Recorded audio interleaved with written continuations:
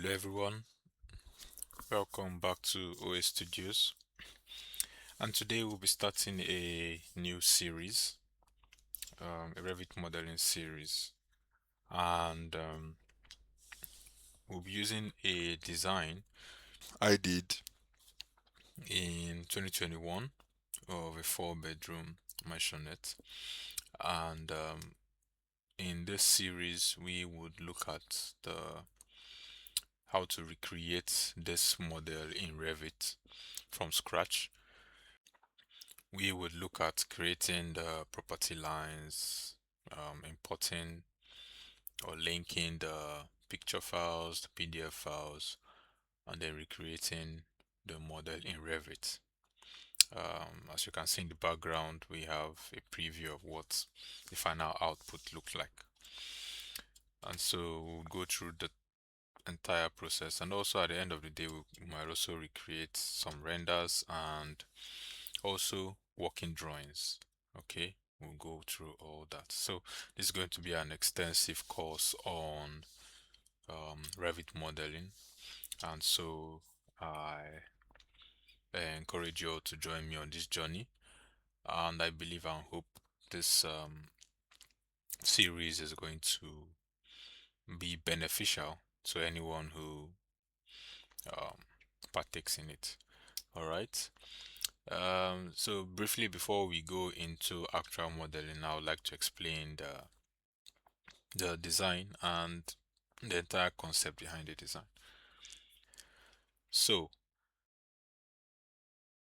the brief for the design, certain things were pointed out. One, the client was a poet, and then the client wanted seclusion and an inspiring environment to spark creativity. Okay, and then the client wanted things that had to do with nature, a lot of natural elements on the site, and so including vegetation, trees, plants, all these features were necessary. And then the vision, the client on face value, the client wanted just one bedroom, one guest bedroom on the ground floor, and three rooms on the first floor with a master bedroom. And we were giving room to add any space that we felt would be beneficial or enhance the client's well-being. And so if we look at the picture below, we see the site survey plan we were given, and the entire site, we had about, on this end is 31 meters, 31.41, on this end 40 meters. I think the back was also the back is 33, which is longer than the front. So this was the plot we were given, and the north arrow is facing up, although it was not showing on this.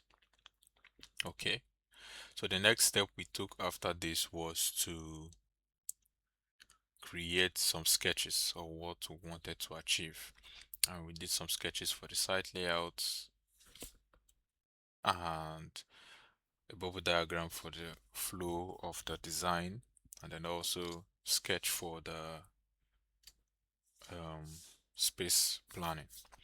Okay, so we'll just zoom in to this a little bit to understand what the idea was behind the arrangement. Okay, so from the survey we see that the site has two um, access roads, and then the belief was one of them would be like a highway and the next one would be a street. And so this was the highway and this was the street. So the idea was to come in from the street and not the highway. And that's why we have the gates at this point.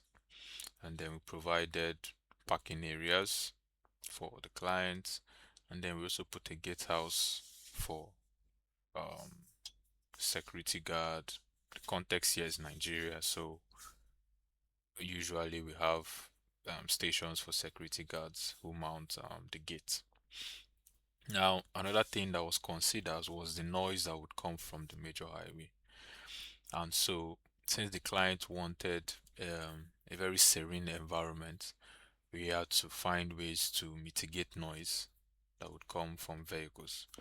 And so the idea was to have a buffer on this end, plantation buffer rather, on this end, and at the back to mitigate the noise that would come from this area so that it doesn't get closer or direct to the building. Okay, and then also then move all the private spaces mostly, or serene spaces rather, to this other end of the plot. All right, then another thing, the client wanted seclusion, so we had an idea to use an indirect entrance, meaning you don't see the entrance from the approach, right? You have to be directed there, and we brought the entrance to the side rather than keeping it at the front of the house. So that way, the client's privacy is kind of, or the entrance is kind of hidden until you are directed to the place. Okay, and then at the end of the site, at the right hand corner, we top right corner rather, we made provision for a private garden for the clients to engage in meditation, engage in critical thinking, and also be able to spark up creative ideas. And the good thing is, in our plan also, if we look at, we'll see that in the bubble diagram, the private garden is directly linked to the private study on the ground floor. And so the client can easily move or transit from the study into the private garden. All right. And then this lines depict the pedestrian access. These are for shrubs to demarcate the green areas from the hardscape. So this was the basic idea behind the site arrangement and what we had on site. And then if we look at this was our bubble diagram for the main building itself. And so like we said, the entrance indirect, and so from this end we enter, we have an ante room to the guest bedroom.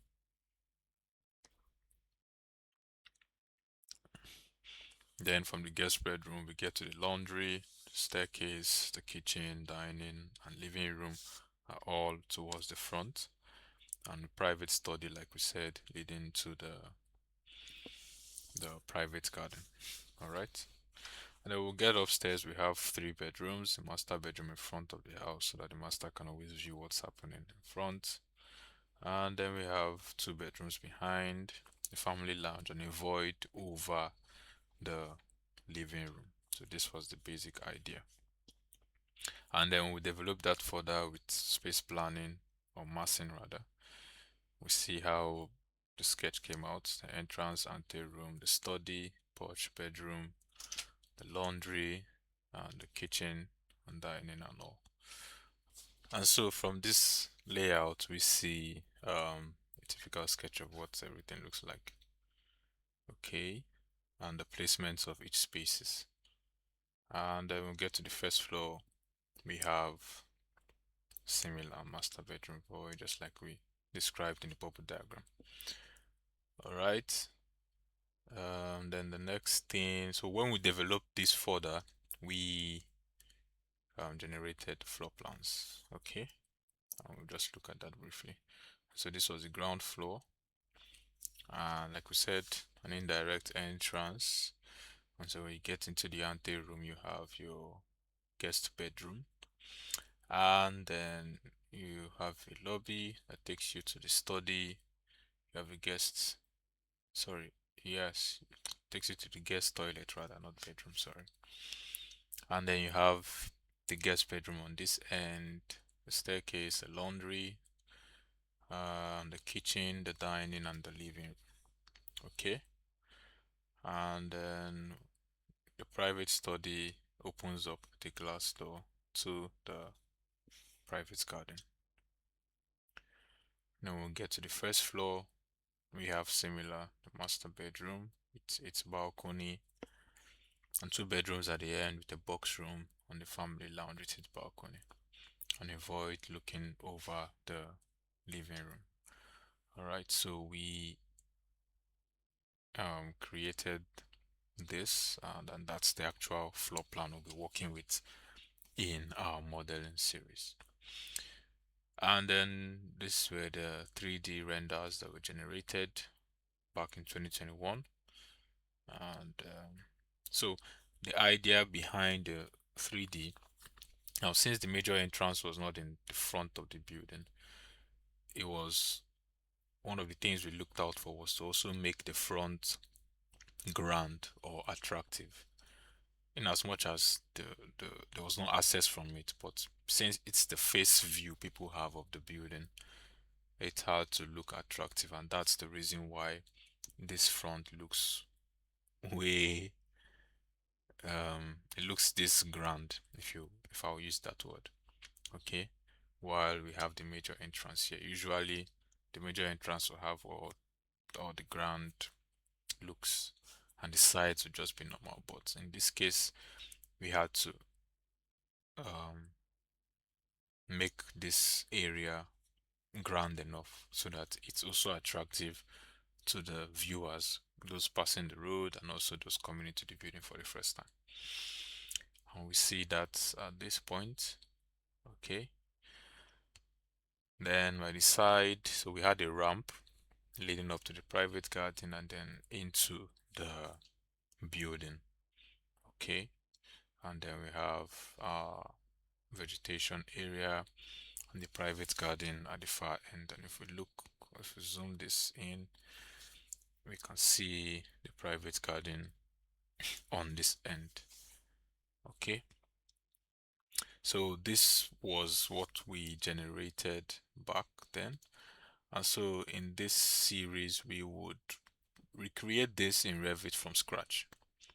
Right, the Revit models still exist, but we're going to do from scratch, and I will be taking you step by step on every process, every modeling tips and tricks I have learned from then till now, implementing them on this design. All right, and hopefully, I strongly believe this would be a very beneficial series to all those who partake in it. So this will be the end for this first part. And the next part of this video, we are going directly into Revit, and we'll be starting with the property line development. All right, if this video has been educational to you, please do well to like, subscribe. You can also turn on the notification so that you get um, updates when we post new videos on this series. All right, thank you all for joining me for this intro. Until next time, keep learning by doing. Bye.